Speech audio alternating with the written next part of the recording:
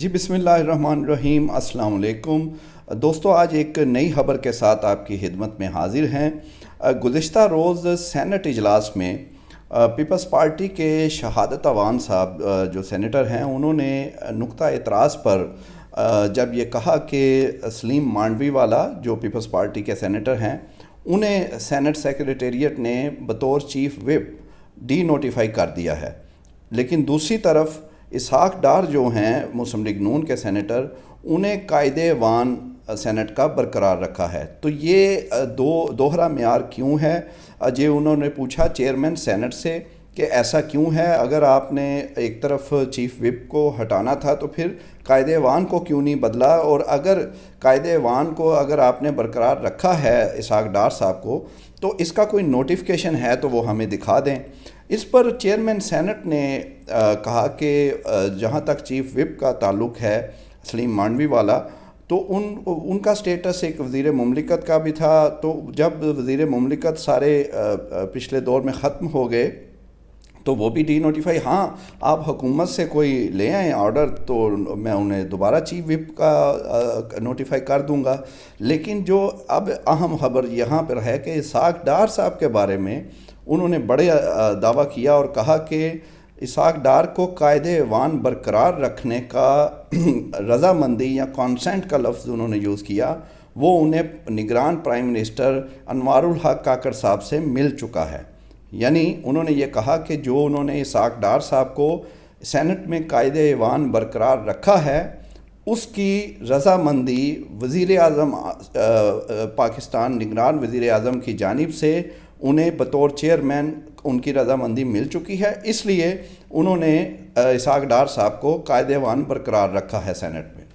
اب لیکن دوسری طرف جب ہم نے چیک کیا وزیر اعظم آفس کی جانب کی طرف سے،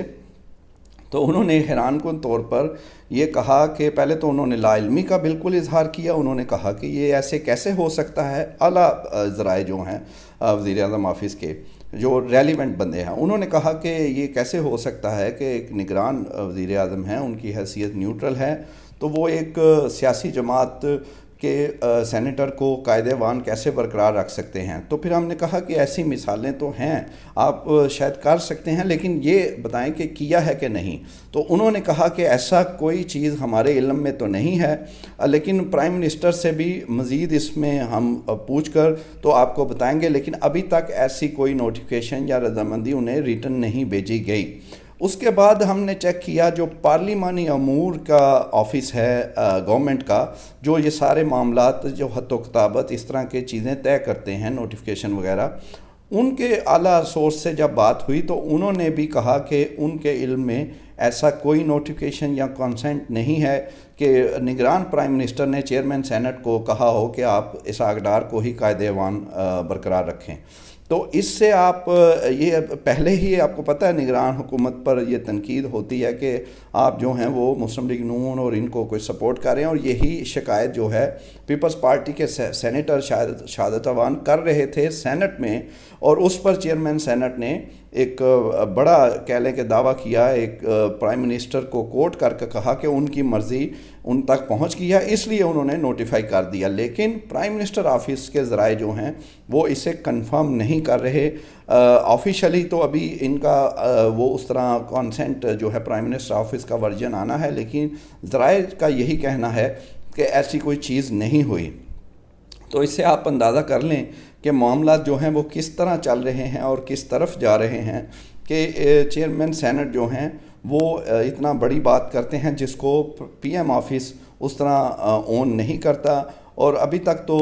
ذرائع نے ایسی کوئی چیز کنفرم نہیں کی۔ لیکن بہرحال ہمیں پھر بھی انتظار کرنا ہے ان کے آفیشیل ورژن کا پرائم منسٹر آفس کے، جب وہ خود آفیشلی اس کو کہیں گے کہ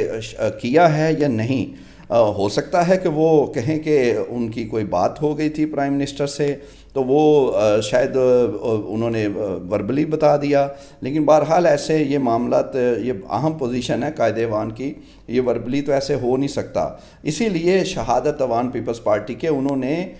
چیلنج کیا چیئرمین سینٹ کو کہ ایسا کوئی نوٹیفیکیشن ہے تو مجھے دکھا دیں۔ تو انہوں نے نوٹیفیکیشن تو نہیں دکھایا، انہوں نے کہا ان کی کانسینٹ میرے پاس ہے تو میں کر دیا۔ تو اب یہ بڑا عجیب معاملہ ہے، اگر تو واقعی ہی پرائم منسٹر آفس نے ایسا نہیں کیا تو یہ چیئرمین سینٹ پر بہت بڑا سوال یہ کھڑا ہوگا کہ آپ نے کس طرح on the floor of the house ایک بڑی پوزیشن پر اتنی بڑی بات کر دی کہ ان کے پاس وزیر اعظم آفس سے یا وزیر اعظم کا